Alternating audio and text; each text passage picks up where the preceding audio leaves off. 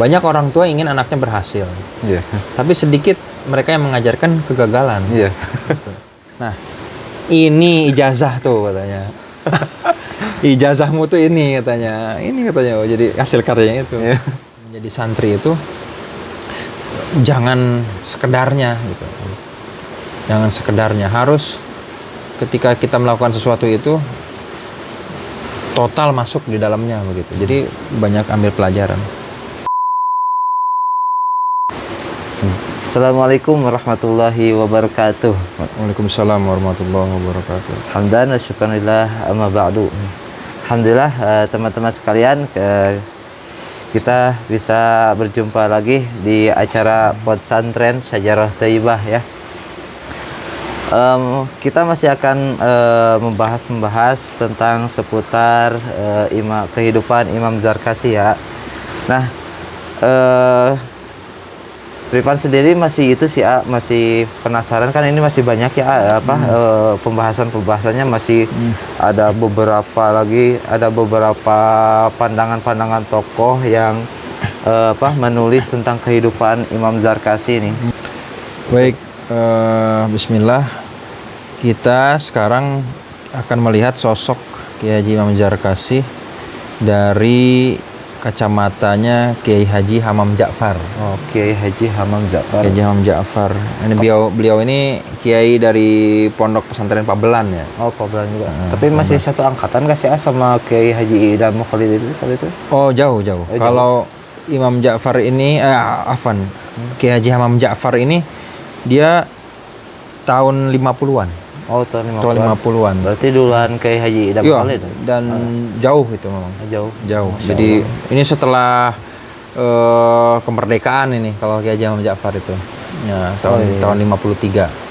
Oh iya kan, kalau dulu tuh kan sempat pernah membahas juga kan, yang santri pertamanya tuh siapa tuh yang disuruh baru mau masuk nih udah disuruh ngajar tuh siapa tuh? Oh iya, itu Kiai Haji Soiman Lukmanul Hakim. Nah, itu mungkin santri pertamanya ya. Santri pertama. Itu murid pertama, bahkan satu kelas dengan Kiai Haji Idam Khalid. Oh, yang pastinya beda jaraknya jauh banget ya sama Imam Ja'far ini. Ya, betul. Karena sudah melewati sekian periode lah.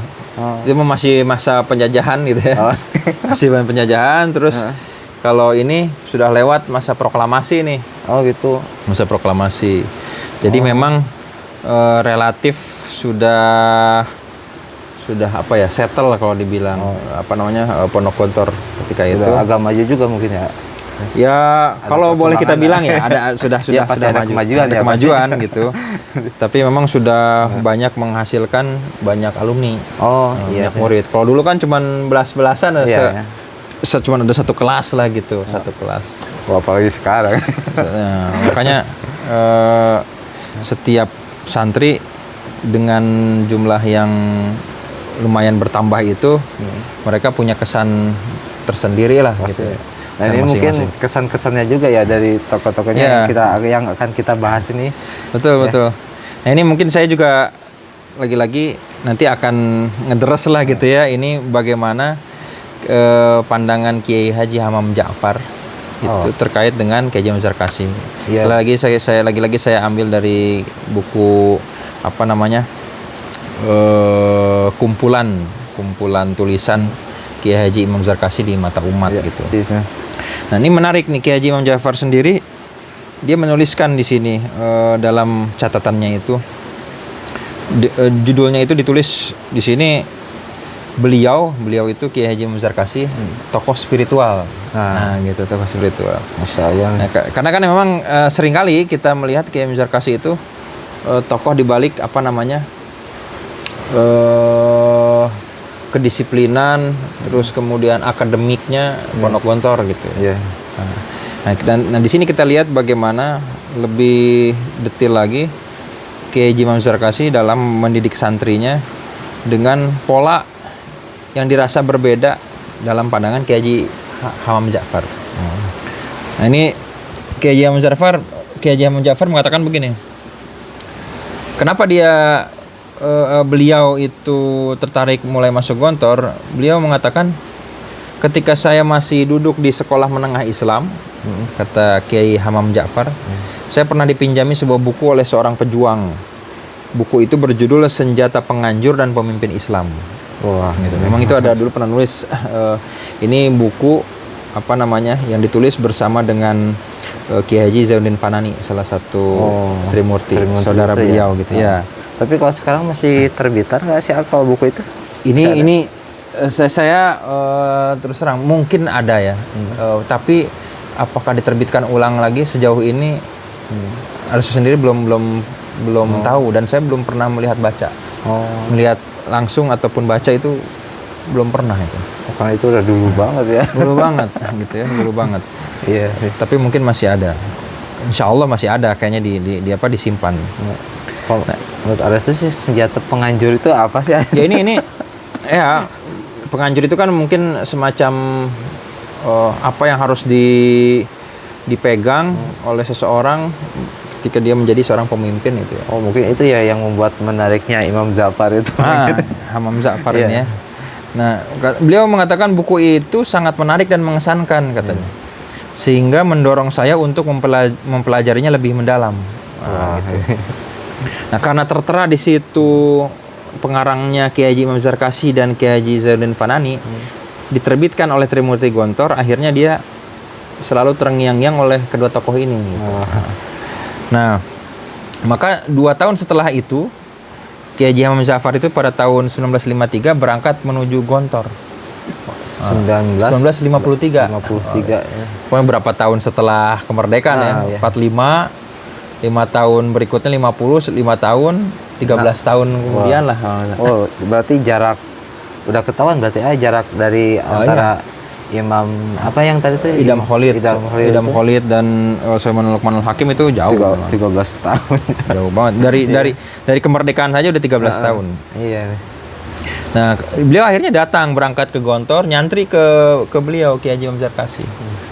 Saya langsung diterima oleh beliau katanya. Ketika mendaftarkan diri, dan itulah saat pertama kali saya bertemu dengan Kiai Haji Imam Zarkasi. Gitu kan. Memang dulu kalau daftar, kalau misalnya ini kan nggak semua santri itu, apalagi dengan jumlahnya yang banyak itu langsung ketemu kiai, enggak. Iya. Gitu biasanya diterima sama pengurus atau sama pengasuh yang lain, staf guru-guru gitu kan. Nah, ini ketika itu mungkin masih mudah mungkin ya. Iya. Kalau ini mau ketemu langsung mungkin ya. Nah, dia pertama kali di situ bertemu dengan Kiai Haji Imam Zarkasi. Langsung diterima juga. Kesan saya saat itu bahwa Kiai Haji Imam Zarkasi, kata Kiai Haji Hamam Ja'far itu, beliau sangat necis ya, berbeda dengan kiai-kiai pada umumnya. Necis, memakai celana panjang lengkap dengan jas dan kopiah, rapi gitu ya. Jadi ya apa namanya, meskipun hanya untuk menerima santri, beliau sangat benar-benar sungguh-sungguh lah begitu. Kan ada kalau orang mah ya, kalau ketemu pejabat rapi, ketemu santri malah ya di kaos kadang-kadang bagaimana. Nah, ini kalau Kiai Haji Imam Zarkasi bahkan untuk ketemu santrinya aja beliau mempersiapkan dengan sungguh-sungguh. Nah, ini nih ya yang jadi menariknya dari Imam Zarkasi itu. Dan itu menandakan bahwa santri itu seseorang yang penting di mata beliau kan gitu. Ya pastinya penting juga kan, udah ada niat untuk belajar. Untuk belajar gitu. Masya Jadi Allah banget. Diperlakukan dengan amat sangat penting. Ya samalah dengan pejabat juga. Iya, gitu. Masya Allah ya. Gitu. Ketika itu pakaian model itu masih langka. Jadi apa, jas, pakai apa namanya, celana, kopiah gitu. Waktu itu memang masih, kalau pesantren itu dianggapnya kan harus disarung apa segala macam. Nah, memang Gontor ketika itu punya warna tersendiri gitu kan. Iya sih benar. Ya. Nah, selain itu kata Kiai Haji Imam Ja'far, beliau juga seorang yang keras memegang prinsip. Nah, dia mulai masuk. Nah, ini nih. Apa namanya, menilai karakter atau sosok Kiai Haji Imam Zarkasi. Beliau seorang yang keras memegang prinsip, lembut dalam mendidik, sangat toleran dan penuh tawakal. Berarti ini kalau apa namanya, ibarat itu khairul umuri awsatuha. Sebaik-baik perkara itu yang pertengahan. Nah, benar sih. Saya merasakan betul sikap-sikap ini karena saya terlibat langsung baik lahir maupun batin bersama beliau. Mungkin karena belum terlalu banyak juga ya, jadi dia juga banyak yang menyaksikan langsung gitu, berinteraksi langsung mungkin ya. Berinteraksi langsung. Tapi yang lebih penting adalah ketika itu memang beliau Kiai Haji Hamam Ja'far ini dipercaya. Wah, iya. Dipercaya untuk menjadi pengurus oleh pesantren. Nah, jadi terutama kata Kiai Haji Hamam Ja'far, ketika itu saya duduk di kelas 5 KMI. Sejak saya duduk di kelas 5 KMI, itu biasanya kalau kelas 5 KMI itu memang masanya banyak dapat tugas, tanggung jawab. Nah, gitu. Saya akrab sekali dengan beliau karena saya sering menjadi pengurus organisasi maupun kepanitiaan lainnya yang akhirnya mengantarkan saya menjadi sekretaris pribadi beliau. Sekaligus sekretaris pribadi Pak Sahal. Berarti kalau 5 KM itu kalau sekarang mungkin kelas 2 SMA gitu. Kalau kalau misalnya berdasarkan tingkatan SMP SMA sekarang berarti kelas 2 SMA. Oh, iya gitu ya. Kelas 2 SMA. Kelas 6 itu kelas 3 SMA. Nah, iya sih kalau misalkan kelas 2 SMA pasti udah masa itu ya. Masa-masanya. Masa-masanya itu lanjut. Tapi emang menariknya itu sampai beliau itu kalau jabatan mah itu sampai ke sekretaris pribadi. Itu udah bukan dekat lagi. Iya. Dekat banget itu. Dekat banget. Sekpri gitu kan. Karena kalau sekpri itu kan ya urusan-urusannya langsung ke hal-hal yang pribadi gitu. Agenda apa segala macam gitu kan biasanya sekretaris pribadi. Lain kalau halnya pengurus, misalnya pengurus warung, koperasi atau pengurus asrama misalnya. Jauh interaksinya. Masih ada jarak. Ada perantara-perantara lain. Perantara. Nah, kalau udah ke pribadi mah paling langsung. Langsung itu. Diarahkannya, ditegurnya, terus dimarahinnya segala macam itu udah sepaket itu. Iya, pasti. Langsung sama Nah, kita akan lihat bagaimana cara Kiai Haji Hamam Zarkasi termasuk kepada Kiai Haji Hamam Ja'far ini sebagai sekretaris pribadi mendidik beliau bahkan ketika ada kesalahan. Wah. Nah, beliau mengatakan lagi, semangat beliau dalam mendidik sangat tinggi. Segala sikap perbuatan, ucapan dan tingkah laku diarahkan untuk tujuan pendidikan.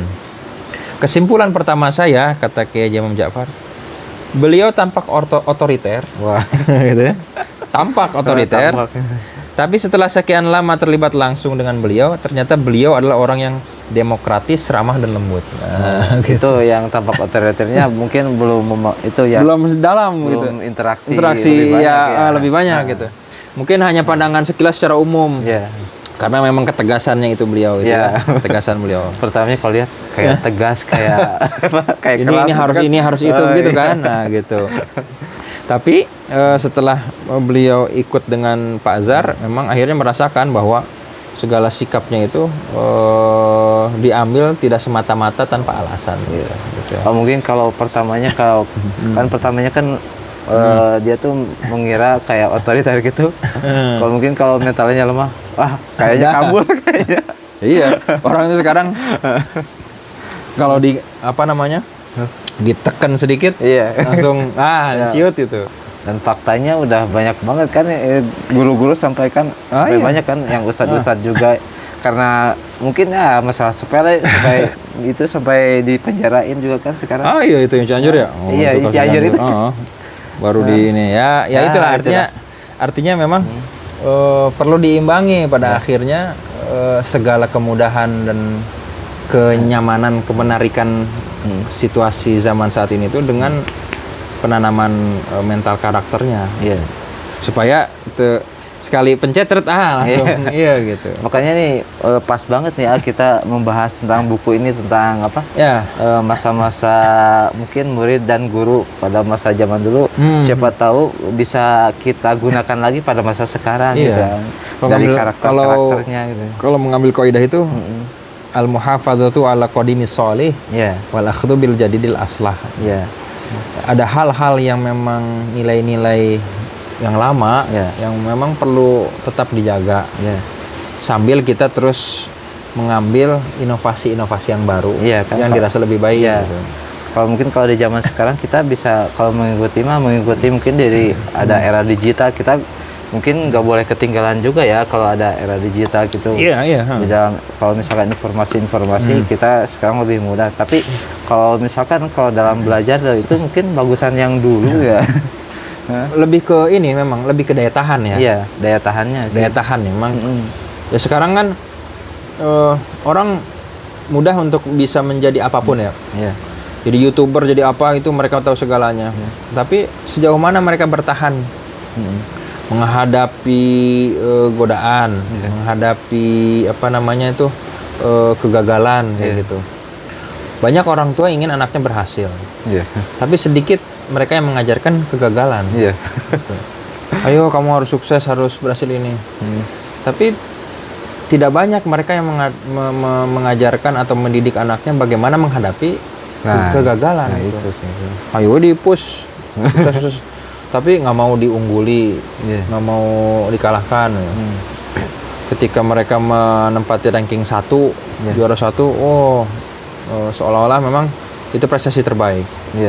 Pas besoknya dikalahkan sama orang lain, Ciut. frustasinya setengah mati. Nah, gitu. Nah memang ya ini susah kalau memang tidak dimulai dari sejak dini, gitu. Dari sejak masa pendidikan. Nah, Kiai Hamam Ja'far ini dulu ketika dengan Pak Azhar itu dia mengatakan, saya punya banyak kesalahan saat menjadi santri. Seperti ketika saya menjadi salah seorang pengurus dalam panitia peringatan 4 windu. Di 4 windunya Gontor ketika 4 windu itu apa sih itu? 1 windu itu 8 tahun kan. Matematik nih. Ada dasawarsa. Ada windu sekolah tetap. Mabal ya SMP SMA. Jadi 1 windu itu 8 tahun ya. Iya. Jadi kalau 4 windu 32 tahun. Nah, peringatan 32 tahun pondok. Berarti kelipatannya 8 gitu. Gitu. Nah, ketika itu beliau pernah diberi tanggung jawab sebagai panitia dan meminta sumbangan. Dikatanya saya pernah meminta sumbangan piala, ya, meminta sumbangan piala kepada gubernur, pangdam dan residen katanya. Maksud beliau agar lebih memeriahkan perlombaan-perlombaan dalam peringatan itu. Cuman kesalahannya ini dilakukan tanpa sepengetahuan Kiai Haji Mazhar Kasih. Asal minta sumbangan lah gitu, singkat kata. Nah, dan ketika piala itu berdatangan diantar langsung oleh utusan-utusan instansi tersebut, Pak Azhar langsung tercengang gitu ngelihat ruas lah gitunya. Pastinya. Wah, lomba piala segala macam bantuan datang gitu kan. Sementara dia nggak tahu. Nah, pas ketika Pak Azhar itu tahu acara pembagian hadiah akan dimulai, beliau nggak marah akhirnya. Orang kan udah tahu lah pada umumnya kalau ada kesalahan sedikit itu kadang-kadang langsung ditegur ketika itu juga ya. Entah itu dimarahi, entah itu diingatkan segala macam. Tapi ini enggak. Tapi mungkin dikondisikan dulu mungkin ya. Nah, karena pada saat itu kan lagi ramai bukan ya. Nah ini bisa jadi kalau kita pahami konteksnya bisa tuh masuk ke situ. Pak Azhar mungkin melihat situasi. Tapi kita alam kenapa? Singkat kata ternyata setelah acara itu beres baru Pak Azhar negur. Nah, setelah acara selesai kata Kiai Hamam Ja'far, beliau langsung memanggil saya dan kemudian menasehati. Jadi dinasehatinya pas acara beres. Kata Pak Azhar, lain kali kalau kamu mau minta sumbangan harus sepengetahuan saya. Gitu di belakang panggung gitu istilahnya mah. Nah, disitulah. Nah ini yang nancap lah gitu ke dalam diri Kiai Hamam Ja'far itu, sehingga beliau yang dianggap Pak Azhar itu mungkin tadi ya itu otoriter atau keras tanda kutip dalam segala tindakannya, tidak selamanya kok gitu. Beliau tuh ternyata menggunakan cara-cara yang lain untuk mendidik santrinya gitu. Mendidik santrinya. Ya kadang kalau misalnya kita misalnya santri yang sehari-hari di sini ada santri A, santri B, udah jadi santri A langsung dimarahin gini tempat. Santri B melakukan kesalahan yang sama, tapi tiba-tiba nggak dimarahin gitu. Jadi kan orang itu ngelihat kan harus ngambil, wah kenapa ya gitu. Orang gitu suka bertanya-tanya.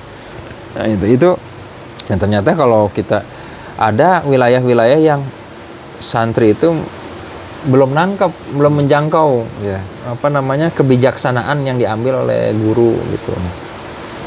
Di lain kesempatan untuk kesalahan yang sama guru marah, tapi di lain waktu enggak gitu. Nah itu ada hal-hal yang memang tidak ditangkap atau mungkin jauh gitu ya, jauh dipahami oleh santri. Nah begitu. Pada kasus lain dia kata dia, saya pernah ditugasi suatu pekerjaan untuk dilaksanakan di rumah beliau. Tapi pada saatnya saya belum datang. Gitu. Oh iya mah telat lah gitu. Aduh, telat datang gitu kan. Biasanya kalau udah ada santri yang ngelakukan kesalahan itu udah deg-degan habis itu. Kalau dulu zaman saya gitu, kalau ada dengan ustadz aja, dengan guru itu kesalahan, ada yang kesalahan gitu, kesalahan itu ada yang nyadar, ada yang enggak kan? Kalau ada kesalahan yang kita sadari kita salah itu, pasti. Aduh, mau diapain nih? Itu udah imajinasi itu udah horor. Imajinasi udah horor, mikir. Dipanggil aja udah. Padahal mah rek minta naon gitu. Ngomong apa? Atau apa, tapi bayangan teh wah, dihukum ya. Sekarang saya juga gitu, suka ngerasain tuh santri itu auranya beda. Padahal naon kan ya. Padahal buating pohon udah terlihat orang ketakutan. Siapa tahu saya teh emang lupa dia teh melakukan kesalahan gitu kan. Saya cuma nyuruh ke warung misalnya gitu. Tapi datang tuh dengan muka gini. Biasa tegang gitu ya gitu. Suka ketawa sendiri kalau lihat gitu. Nah, beliau langsung mendatangi kamar saya, kata beliau, karena tadi ditugasi pekerjaan itu. Dan dengan kasih sayang beliau memanggil dan mengajak saya untuk mengerjakan pekerjaan itu tanpa marah sedikit pun. Wah, ini lega. Nah, gitulah, jadi singkat kata begitulah.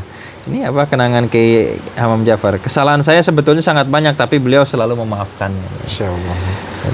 Jadi itu punya kesan tersendiri. Nah, ini ada kisah lagi Kiai Hamam Jafar ketika itu sudah sudah di Pabelan ya. Sudah di pondoknya. Mendirikan sendiri. Sudah punya pesantren. Sudah mengabdi di pesantren beliau. Kiai Haji Imam Zarkasi memang seorang kiai pendidik yang lembut dan penuh kasih sayang. Beliau datang ke Pabelan, sempat melihat bangunan yang sedang dikerjakan. Jadi sedang membangun. Beliau bertanya tentang berbagai macam hal bangunan itu. Ini kenapa ini begitu, ini kenapa begini gitu ya. Nah, beliau bertanya tentang bangunan. Setelah dijawab satu persatu, kemudian beliau mengomentari. Ya, kata Pak Zar, besok saya akan tiru bangunan ini, kata. Jadi ternyata pelajarannya? Dia nggak segan-segan beliau ngambil ilmu dari Kiai Haji Imam Jafar, karena membangun pesantren mungkin ada bangunan yang dirasa berbeda dan itu bagus gitu ya untuk diambil. Nah, itu soal bangunan. Pernah lagi begini. Kata Pak Azhar itu waktu itu Kiai Hamam Jafar itu baru beli mobil. Nah, Pak Azhar langsung nasihatin juga. Nasihatin apa? Beliau menasihati tentang penggunaan dan pemanfaatan serta keuangan yang bersangkutan dengan mobil. Segalanya diperhitungkan. Perawatan, pemakaian, pembiayaan, dan bagaimana penggantiannya nanti. Itu jadi apa? Jadi detail itu. Baru punya orang karena beli mobil gitu ya.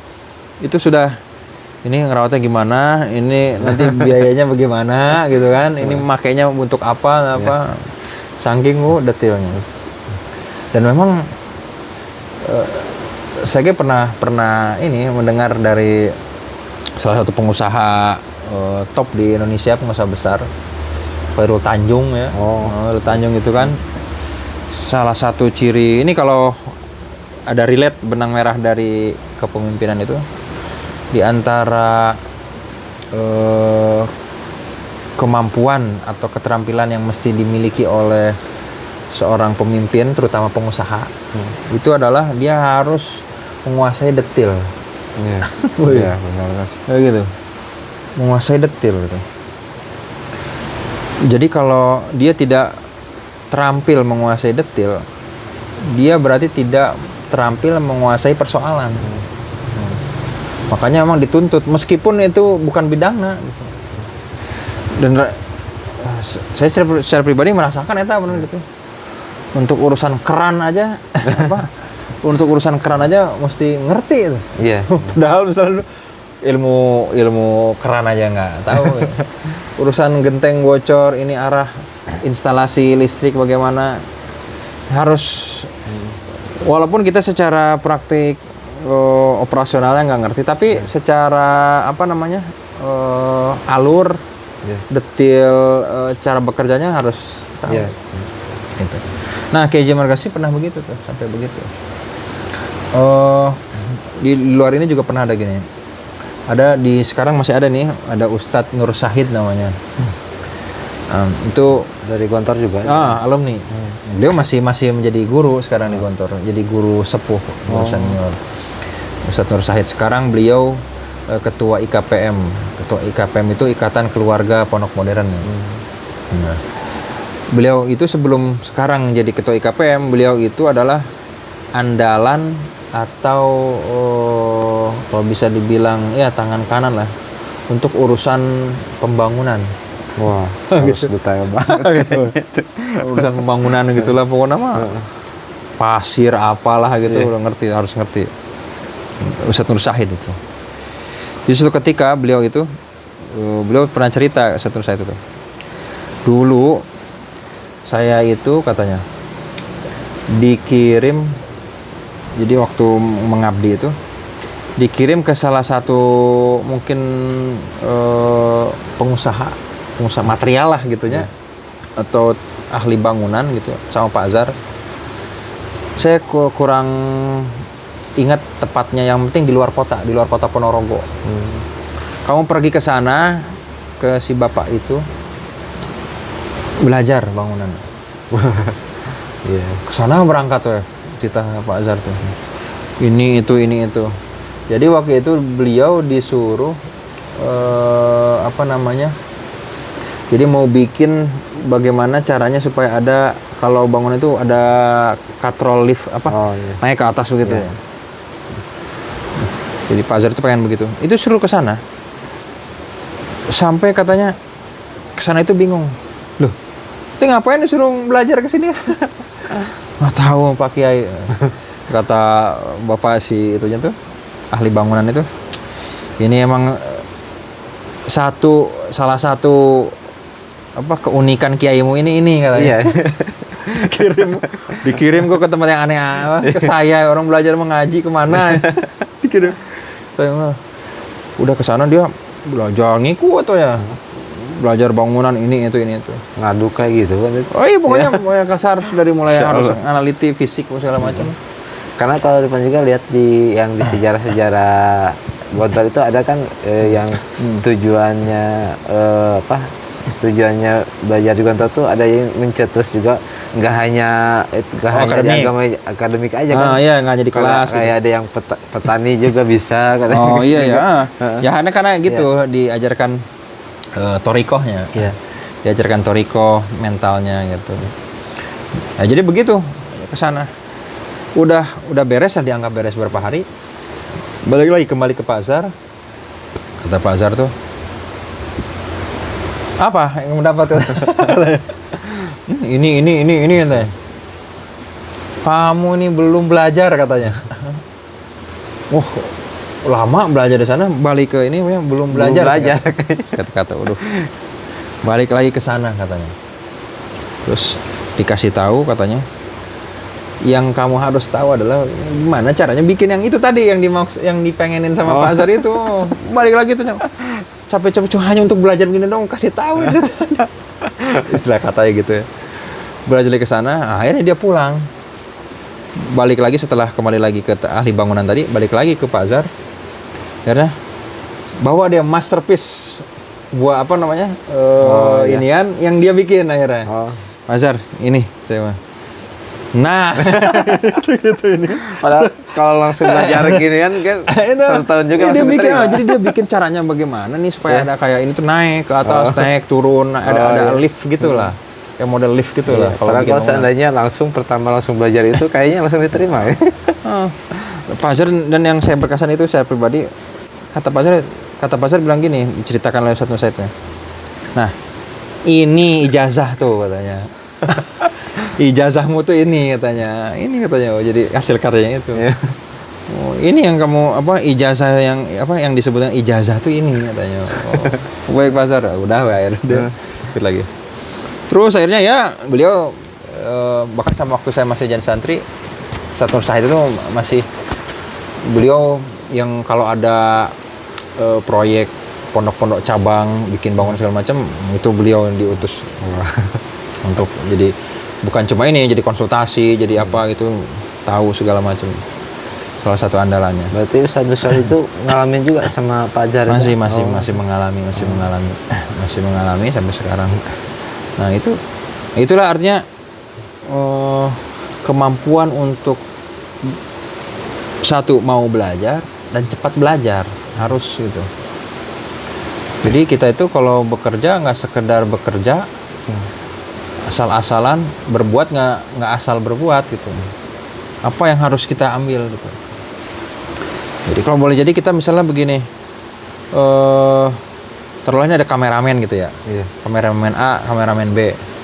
Itu kalau kameramen boleh jadi pekerjaannya sama, tapi pengalamannya bisa jadi beda. Kualitasnya beda juga. Yang satu mah misalnya gini, nggak sekedar ngerekord, yang satu mah kalau cahaya teh kieu nya, kalau gambar bagus begini, dia belajar, cepat belajar. Yang satu mah dikasih tahu yang rekor udah nonton gitu kan. Yang satu mah belajar, maka pengalaman yang lebih banyak itu yang tadi yang banyak belajar, rasa ingin tahunya tinggi. Nah itu mental begitu sama Pak Azhar itu memang sangat ditekankan. Itu bahkan oleh Pak Sukri, penerus beliau selanjutnya itu yang sangat ditekankan kalau menjadi santri itu jangan sekedarnya gitu. Jangan sekedarnya, harus ketika kita melakukan sesuatu itu total masuk di dalamnya begitu. Jadi banyak ambil pelajaran. Nah, ini ketika itu juga begini dia. Waktu Pak Azhar datang ke Pabelan itu, ketika kedatangan beliau ke sini, kata Kiai Imam Ja'far, memang ada kaitannya dengan rencana keberangkatan saya ke Mesir untuk mengikuti suatu latihan katanya. Jadi mungkin mau ada daurah semacam daurah. Ketika kesempatan ini akan saya manfaatkan, saya pamit kepada beliau. Kemudian beliau menyempatkan datang ke sini dengan tujuan utama mendidik saya, gitu. Tanda kutip gitu ya. Nasihat beliau apa? Pakai perumpamaan itu. Tawon itu, kata Pak Azhar, kalau ratunya pergi maka bubarlah sudah. Gitu. Apa tuh itu? Jadi artinya pondok jangan keenakan ditinggal. Berarti jadi harus tetap ada diperhatikan. Kan dia kan mau pergi ke Mesir ya. Tapi jangan les kalau bahasa kita mah. Malah kayak jadi kacau kalau. Jadi Pak Azhar ngasih tahu gitu, tawon kalau ratunya pergi maka bubar. Berarti sudah diibaratkan juga itu Imam Ja'far juga sudah diibaratkan sebagai mungkin intinya juga ya. Iya ini jadi gitu. Jadi makanya memang nasihat beliau itu ya gitulah. Kita sering kali melihat ya punten pemimpin itu beda dengan manajer. Gitu. Kayak Sukri ini bilang pemimpin itu beda dengan manajer. Manajer itu ngajarin ke karyawannya, nih gini gitu. Oke ya. Terus dianya mana serahin lah gitu. Apalagi tanpa dikontrol, tanpa dikawal, tanpa diperhatikan lagi. Nah, kalau pemimpin itu ketika dia ini kan dia masih tetap memikirkan, masih tetap mengawasi, masih tetap mengevaluasi dan segala macam. Sebab kalau itu tadi ratunya pergi ya bubar gitu. Bubar. Nah, ini yang membuat dengan solid gitu ya. yang saya dapati sekarang itu Gontor itu pondok yang solid, yang bertahan hampir mau 100 tahun sampai saat ini. Insyaallah. Tanpa ada, punten ya, mudah-mudahan ini tetap istiqomah, tanpa ada perpecahan kesana kesini. Kan sering banyak kalau kita pondok pesantren itu, mungkin di awal masih ada kiainya, perintisnya, sini kesini, mungkin antar kiai gimana, terus bikin pesantren lagi apa karena memang nggak ada kecocokan apa segala macam, atau pondoknya udah nggak ada, tinggal sekolahnya aja atau apa gitu. Sudah beda visi lagi, bikin pondok pesantren lagi. Ada banyak tuh. Saya berapa ini ke pondok pesantren ke Cirebon, tadinya pondok itu nyatu, tapi akhirnya karena memang kurang kuat mengonsolidasikan, pecah, bikin lagi. Ada di satu ini ada kiai lagi, bikin gitu, bikin, tapi akhirnya tidak membuat ini menjadi solid, kokoh gitu. Nah kalau Gontor ada cabang, ada cabang. Kalau pondok alumni ya mereka yang sudah nggak ada hubungannya lagi dengan Gontor, tapi pondok alumni dikelola oleh alumni, tidak lantas menjadi gugur, pecah gitu. Nah, tentunya ya ini dengan rahmat Allah juga gitu, keikhlasan beliau untuk memastikan keberlangsungan itu. Dan mungkin Gontor tuh yang sekarang yang berubah tuh cuma bangunannya aja ya. Kalau kedisiplinan itu masih. Ya secara prinsip bangunan itu bukan berubah, berkembang lah. Ya gitu. berkembang gitu. Tapi kalau kayak segi aturan-aturannya benar nggak ada yang berubah. Secara disiplin enggak. Makanya itu nilai-nilai itu yang dijaga, nilai-nilainya itu yang dijaga. Itu pernah ada pepatah begini, patah tumbuh hilang berganti ya. Sebelum patah sudah tumbuh, sebelum hilang sudah berganti. Nah gitu. Artinya kalau kita mau menyiapkan kepemimpinan berikutnya, jangan nunggu habis dulu nih. Kiainya udah nggak ada baru repot. Ini mah selama masih ada disiapkan. Gitu, disiapkan nilai-nilainya segala macam. Nah gitu. Nah itu tadi ketika Pak Azhar itu mendidik bagaimana mengelola pondok begitu, mengelola pondok. Dalam kehidupan sehari-hari di Pondok Modern Gontor, apabila beliau Pak Azhar itu menemukan suatu masalah, beliau selalu memecahkannya secara bersama-sama dengan Pak Sahal dan Pak Fanani. Tiga saudaranya itu. Kalau sedang di Gontor, biasanya Pak Fanani sedang di Gontor sering mengajari olahraga pada para santri, sementara Pak Azhar dan Pak Sahal ikut mendampinginya. Jadi terlihat rukun dan kompak. Suatu saat pernah terjadi perbedaan pendapat dalam memecahkan suatu masalah. Maka sikap beliau pada saat itu, terutama Pak Azhar dan Pak Sahal yang tinggal di pondok, sementara Pak Fanani tinggal di Jakarta, ialah membekukan atau mendiamkan dulu. Jadi tampung. Tampung dulu, kemudian mengerjakan program lain yang bisa dikerjakan. Jadi kalau ada masalah itu belum bisa dipecahkan, simpan dulu, kerjakan yang lain dulu, dan apabila bertemu sebisa mungkin dimanfaatkan untuk musyawarah. Masya Allah. Jadi untuk akhirnya gontok-gontokan gitulah. Nggak pekeras-keras. Nggak pekeras-keras. Gue sini ini itu gitu. Dari sini tampak bahwa sikap beliau dalam memimpin tidak sebagai sosok yang otoriter, yaitu memaksakan ide-ide beliau untuk bisa diterima. Di sini sih kelihatan demokratisnya. Jadi kalau sudah memang diputuskan satu ini, walaupun ada yang memang tidak sepakat satu dua hal di sana sini, ya sudah dijalankan kalau sudah musyawarah mufakat mah. Legowo. Gitu. Lain halnya juga begini. Memang di mana sisi spiritualnya Pak Azhar? Memang ya sebagaimana kiai-kiai dan para ulama itu memang keterikatan hubungan yang kuatnya dengan Allahnya itu memang terutama dari amaliyah. Itu. Sikap beliau yang selalu minta petunjuk pada Allah inilah yang menunjukkan bahwa beliau seorang tokoh spiritual. Segala sesuatu dikembalikan kepada Allah. Lebih jelas lagi kalau kita mengikuti pidato-pidato beliau dalam berbagai munasabah atau pertemuan, mesti didahului dengan basmalah, subhanallah dan alhamdulillah dan seterusnya. Masya Allah. Zikir. Yang kemudian diakhiri dengan memanjatkan doa. Seluruh sikap dan perbuatan beliau merupakan perwujudan dari gerak hati yang terdalam. Inilah wujud dari spiritualisme beliau. Maka tidak benar kalau ada orang yang mengatakan bahwa beliau seorang yang pragmatis. Pragmatis itu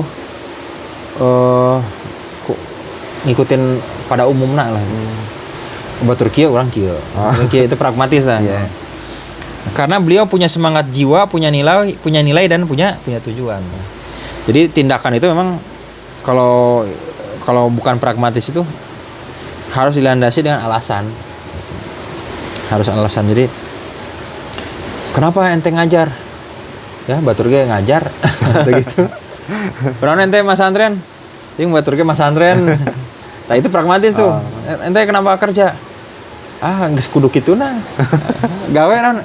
Da lulus SMA naon deui da gawe. Jadi kurang gawe teh karena emang lulus SMA kudu gawe gitu. Iya, ngelihat orang gitu. Siklusna kitu kira-kira kitu. Itu iya. pragmatis tuh. Misalnya gawe mah nah tuh ti pas SMA gawena. Gitu. Iya sih benar-benar. Itu pragmatis tuh. Jadi apa namanya? Lahir, sekolah, SD, SMP, SMA, kerja, kuliah, kerja, itu kan itu ya pragmatis tuh. Iya. Berarti itu juga sekolahnya juga mungkin niatnya buat kerja ya. Boleh jadi begitu. Makanya itu harus yang dihindari itu bersikap pragmatis. Yang pragmatis itu begitu gitu. Artinya apa? Ya normatif lah gitu orang teh. Harus walaupun kita sama tindakannya harus punya alasan. Itulah yang disebut dengan niat gitu. Alasan tersendiri mungkin ya. Alasan tersendiri. Ente harus menemukan kenapa saya orang, gitu. Itu kenapa ente bekerja itu harus menemukan alasannya. Iya. Kenapa ente mondok? Ente harus menemukan alasannya. Jangan kenapa ente mondok gak tahu ikutin orang. Nggak apa pada awalnya menurutnya misalnya kita orang tua masukin mondok. Tapi sampai kapan gitu? Kita begitu terus gitu. Nah ini spiritualitas beliau. Jadi beliau itu punya semangat jiwa, punya nilai dan punya tujuan. Emang nggak mengikut orang lain. Tapi itu sebetulnya adalah sikap beliau yang tidak mau menunda-nunda pekerjaan. Meminjam istilah anak kelas 1 gontor itu ya ada mahfuzat itu ya pelajaran mahfuzat gitu kan. La tu akhir amalaka ilal ghad la tu akhir amalaka ilal ghad ma takdiru an ta'malu hal yaum. Nah gitu. Jadi gitu. Jadi tidak menunda-nunda gitu ya, tidak menunda-nunda pekerjaan. Nah, dengan kekuatan spiritual inilah beliau kokoh, istiqomah, mantap dan tegas dalam memimpin pondok Gontor karena beliau benar-benar mampu memfungsikan indera hatinya sehingga gambaran masa depan seakan-akan sudah dalam benak beliau. Wah. Jadi kalau boleh dikatakan ini mungkin terakhir ya dari saya nih, dari sosok Kiai Imam Ja'far itu. Sesuatu itu kalau kita melakukan sesuatu itu sudah ada visualisasinya Sudah bahwa terlihat ke depannya gitu. Akhirnya itu kita mau bagaimana. Soal nanti jadi atau enggak, ditakdirkan atau tidak gitu, itu bukan urusan kita kan. Tapi kita yang bisa kita lakukan, yang dikaruniakan oleh Allah, kita punya imajinasi itu. Gitu. Terus saya melakukan ini, akhirnya untuk begini, tujuannya ini gitu. Jadi makanya gontor harus ada 100 gontor atau segala macam itu sesuatu yang mungkin dulu beliau harus ada 100 gontor. Maksudnya apa? Akhirnya orang banyak mengakui pada akhirnya ada ponok-ponok alumni santri-santrinya mengajar di berbagai daerah yang diambil itu prinsip gontornya. Nah, itu yang dimaksud 100 gontor gitu. Kalau misalnya kayak gini sajarah thayyibah harus ada 100 sajarah thayyibah. Berarti nilai-nilai atau prinsip sajarah thayyibah itu harus dipakai di mana-mana gitu. Yang bisa diwariskan kepada orang lain. Nah, gitu. Ini apa namanya? Itulah barangkali yang bisa kita ambil pelajaran dari Kiai Hamam Ja'far terkait dengan sosok Kiai Haji Ahmad Zarkashi. gitu. Kalau di pondok, kalau misalnya kita ini kan ke santri, saya sering kali gini, akan sayang kalau misalnya tiba-tiba kita diamanahi atau dikasih tanggung jawab mengelola pondok hanya untuk sekedar urusan dunia. Kagok gitu. Untuk bisa anak-anak itu sekolah, hanya untuk bisa anak-anak itu dapat pekerjaan, atau untuk bisa anak-anak itu sekedar melanjutkan pendidikan misalnya. Sayang gitu. Jadi harus ya udah, gimana anak-anak itu bisa manfaat dunia akhirat tuh ya. Nah gitu kira-kira Van. Nah, ini Insyaallah nih. Nggak terasa ya. Berapa menit kita? Udah hampir. Ya ini mah obrolan singkat lah ya. Kita mudah-mudahan bermanfaat lah gitu. Ya begitulah teman-teman, sungguh menarik ya, terutama keunikan-keunikan dari Pak Hajar itu, dan sudah terbukti juga ya faktanya bahwa Pak Hajar itu bukan sosok orang yang pragmatis. Terlihat juga ya bahwa Gontor itu sampai sekarang adalah yang paling beda dan paling unggul juga sih sekarang Gontor itu, karena memang prinsip-prinsip Pak Jar itu masih teguh dijalani sampai sekarang ini ya. Masya Allah bangetnya. Nah mungkin itu ya. Insya Allah kita lanjutkan nanti. Ya, bedah.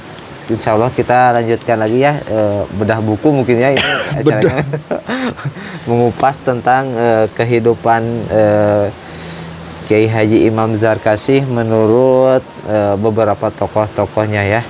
Kalau yang tadi kita membahas tentang kehidupan Imam Zarkasih dari pandangan Kiai Haji Hamam Ja'far ya. Masya Allah sungguh menarik banget ya.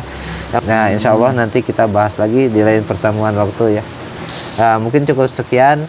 Wassalamualaikum warahmatullahi wabarakatuh. Waalaikumsalam warahmatullahi wabarakatuh.